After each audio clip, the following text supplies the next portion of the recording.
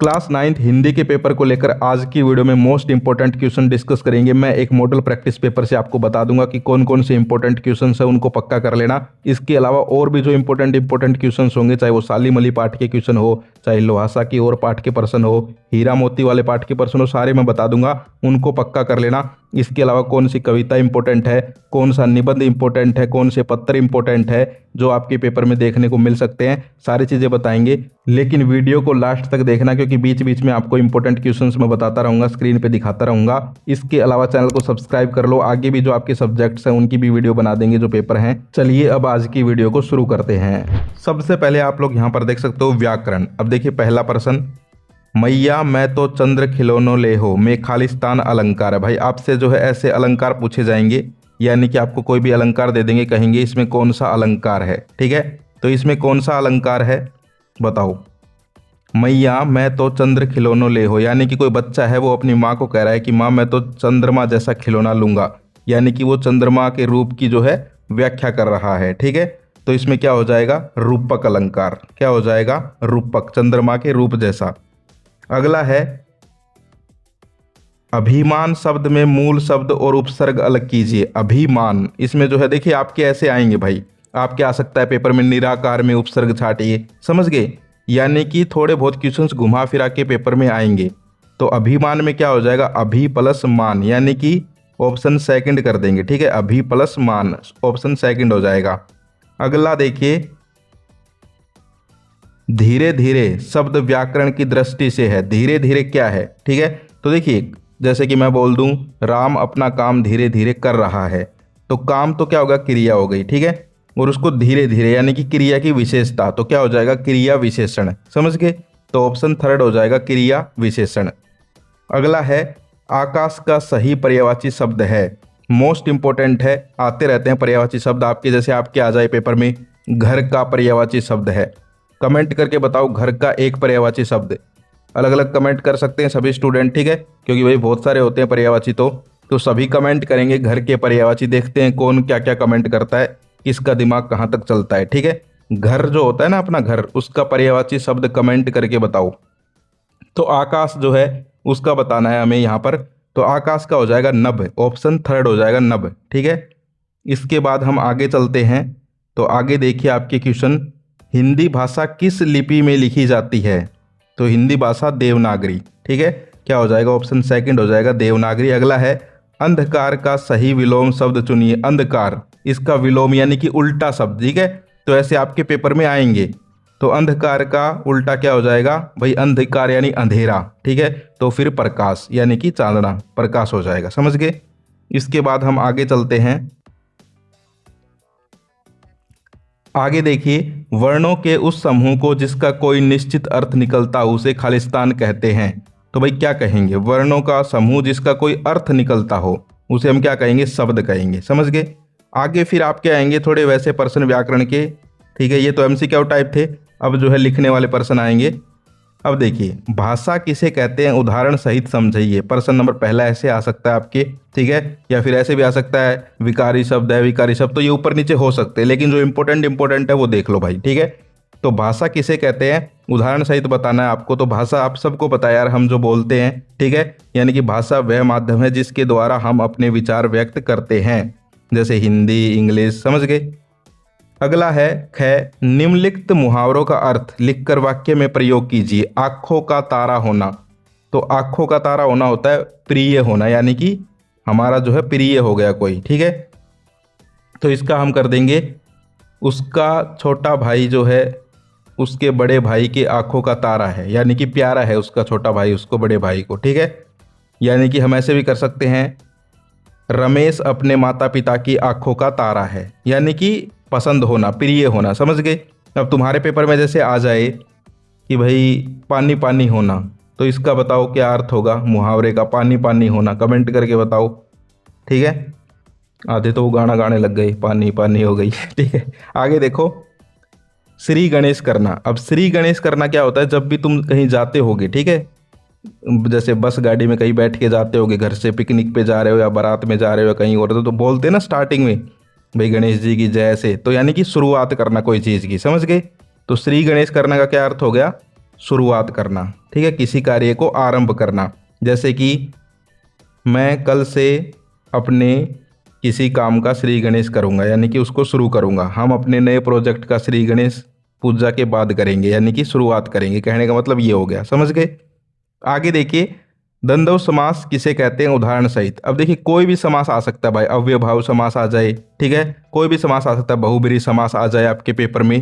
तो ये जो है 2-3 इंपॉर्टेंट मैं तुम्हें बता देता हूँ। एक तो द्वंद्व समास, एक बहुब्रीहि समास और एक अव्ययभाव समास। तीनों इंपॉर्टेंट है, पक्का कर लो, कोई सा भी आ सकता है, ठीक है। अगर किस्मत अच्छी रही तो सेम टू सेम आ जाएगा, क्या पता यही आ जाए, ठीक है। द्वंद्व समास तो क्या होता है, जिसमें जो है दोनों पद समान होते हैं, महत्व रखते हैं। जैसे कि राम लक्ष्मण, राम और लक्ष्मण, माता पिता, माता और पिता, समझ गए। तो ये होता है द्वंद्व समास।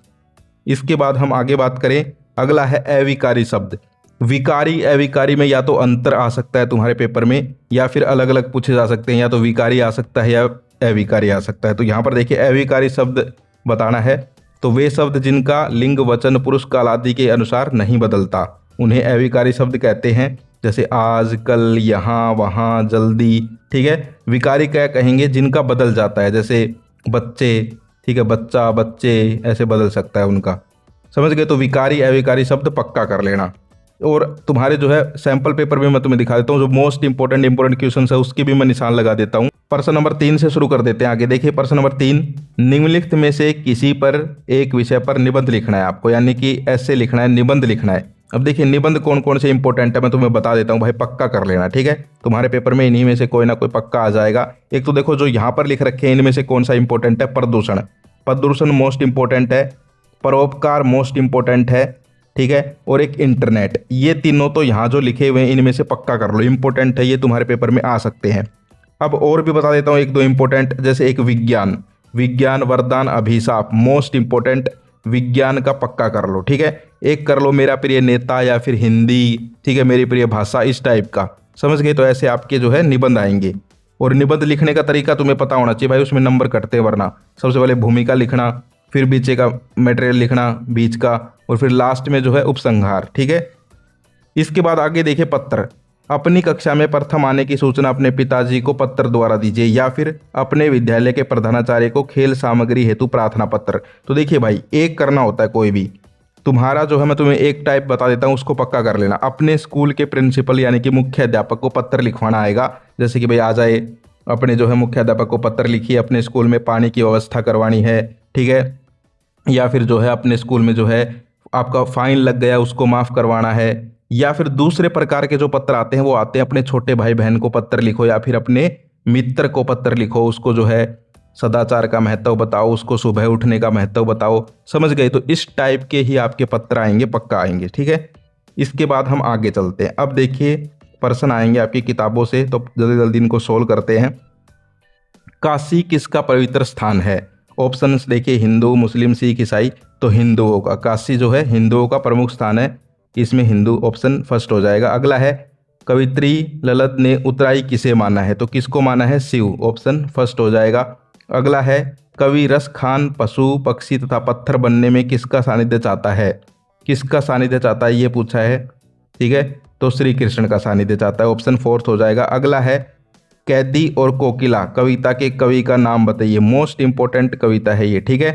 कैदी और कोकिला, इसके माखनलाल चतुर्वेदी जो हैं कवि हैं, यानी कि ऑप्शन फर्स्ट हो जाएगा। इसके बाद हम आगे चलें, तम का शासन किसे कहा गया? मोस्ट इंपॉर्टेंट क्वेश्चन, बहुत बार आता है भाई ये, तम का शासन मोस्ट इंपॉर्टेंट है, बहुत बार आता है। तो किसे कहा गया है बताओ, इसका कमेंट करके तुम लोग बताओ, क्योंकि ये मोस्ट इंपॉर्टेंट क्वेश्चन है। मैं देखता हूँ कि भाई किस किस को पता है, ये पेपर में आएगा, जिसको नहीं पता ढूंढो अपनी किताब में। तम का शासन किसे कहा गया है, कमेंट करके बता दो, मोस्ट इंपॉर्टेंट क्वेश्चन है। आगे देखिए, बच्चे काम पर जा रहे हैं कविता के कवि हैं, तो राजेश जोशी। इसके बाद हम आगे चलते हैं, आगे जो है आपके यहाँ पर काव्यांश आएंगे, ठीक है। तो काव्यांश देखिए यहाँ पर दे रखे हैं भाई, मोको काहे ढूंढे बंदे मैं तो तेरे पास में, ठीक है। तो ये कबीरदास जी के जो है यहाँ पर कविता दोहे हैं, ठीक है। तो प्रस्तुत काव्यांश के कवि कौन है? तो कबीरदास जी, ठीक है। और अगला है मनुष्य ईश्वर को कहाँ कहाँ ढूंढता है? कभी मस्जिद में ढूंढता है, कभी मंदिर में, कभी काबा में, कभी कैलाश में, ठीक है। इस प्रकार से हम कर लेंगे, इनको कर लोगे। अब देखिए मैं तुम्हें क्वेश्चन बता देता हूँ जो इंपॉर्टेंट है वो पक्का कर लेना। पहला देखिए, कबीर ने ईश्वर प्राप्ति के लिए किन प्रचलित विश्वासों का खंडन किया है? ये मोस्ट इंपॉर्टेंट क्वेश्चन है, इसको पक्का कर लेना भाई, ठीक है, मोस्ट इंपॉर्टेंट है, पक्का कर लेना। एक ये क्वेश्चन देखिए, हथकड़ियों को गहना क्यों कहा गया है? प्रश्न नंबर 9 जो है मोस्ट इंपॉर्टेंट है, ये फिर से आ सकता है पेपर में, इसको पक्का कर लेना भाई, इसको जो है पक्का कर लेना। प्रश्न नंबर 9 जो है हथकड़ियों को गहना क्यों कहा गया है? ओके, इसके अलावा हम बात करें फिर आगे जो है फिर से MCQ आ जाएंगे, इनको भी सोल्व करवा देते हैं। देखिए, हीरा और मोती के मालिक का नाम क्या है? तो क्या है भाई? झूरी, ठीक है, ऑप्शन पहला हो जाएगा। अगला है लोहासा की ओर पाठ के लेखक का नाम बताइए। मोस्ट इंपॉर्टेंट पाठ है ये, लोहासा की ओर, इससे बहुत सारे क्वेश्चंस आएंगे, तो इसमें हो जाएगा राहुल शांतकृत्यान, ऑप्शन फर्स्ट हो जाएगा। अगला है उपभोक्तावाद की संस्कृति पाठ में लेखक ने किसे सावधान किया है? किसे सावधान किया है भाई? आम जनमानस को। किसको किया है? आम जनमानस को।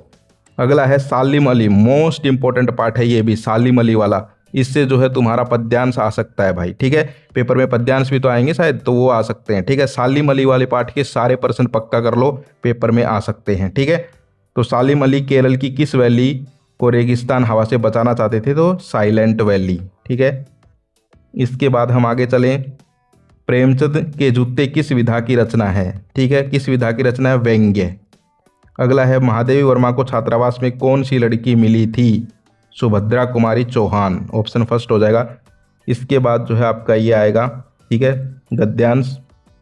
तो यहाँ पर देखिए किसके बारे में है ये गद्यांश, जो है आपका यहाँ पर कर लोगे इसको, ये जो है उपभोक्तावाद की संस्कृति के बारे में भाई, इसको सोल्व कर लेना, स्क्रीनशॉट ले लो, ठीक है, क्योंकि देखिए यहाँ पर लिखा हुआ है संस्कृति जैसे जैसे फैलेगी, तो ये उपभोक्ता वाला पार्ट जो है उससे है ये, ठीक है। इसके लेखक कौन है? श्यामाचरण दुबे। किसका अपव्यय हो रहा है इसमें, ये पूछा है, ठीक है, तो हमारे सीमित संसाधनों का अपव्यय हो रहा है, तो ये तुम कर लोगे, मुझे पता है इतना, तो मोस्ट इंपॉर्टेंट है। इसके बाद देखिए, मुंशी प्रेमचंद अथवा राहुल शांकरत्यान जी का जीवन परिचय देते हुए उनकी रचनाओं, साहित्यिक विशेषताओं एवं भाषा शैली पर प्रकाश डालिए। तो देखिए कौन कौन से अब तुम्हारे पेपर में आ सकते हैं। देखिए, मुंशी प्रेमचंद पक्का आ सकता है भाई, ठीक है, मुंशी प्रेमचंद हो गया, महादेवी वर्मा हो गया, एक दो और इंपॉर्टेंट है मैं यहाँ लगा देता हूँ, इनको पक्का कर लो भाई, ठीक है, ये जो है तुम्हारे आ सकते हैं। इसके अलावा फिर आगे जो है प्रश्न आएंगे। प्रश्न देखिए, लोहासा की ओर पाठ का मूल भाव, मैंने कहा था ना ये पाठ इंपॉर्टेंट है, तो इसका जो है मूल भाव पक्का आ जाता है कई बार, ठीक है, तो इसको पक्का कर लो। अगला है, किस घटना ने सालिम अली के जीवन की दिशा बदल दी? सालिम अली के तो प्रश्न पक्का आएंगे भाई, ठीक है, तो ये मोस्ट इंपॉर्टेंट है, इसको कर लेना। फिर अगला जो है वो इतना वो नहीं है इंपॉर्टेंट, जो इंपॉर्टेंट है भाई वही बताऊंगा तुम्हें, क्योंकि अब टाइम नहीं है ज़्यादा, ठीक है। आगे देखिए, शंकर जैसे लड़कों या उमा जैसी लड़की समाज को कैसे व्यक्तित्व की जरूरत है? तर्क सहित उत्तर दीजिए। मोस्ट इंपॉर्टेंट क्वेश्चन है, शंकर की चारित्रिक विशेषताएं, शंकर की चारित्रिक विशेषताएं पक्का कर लो, आ सकती हैं पेपर में।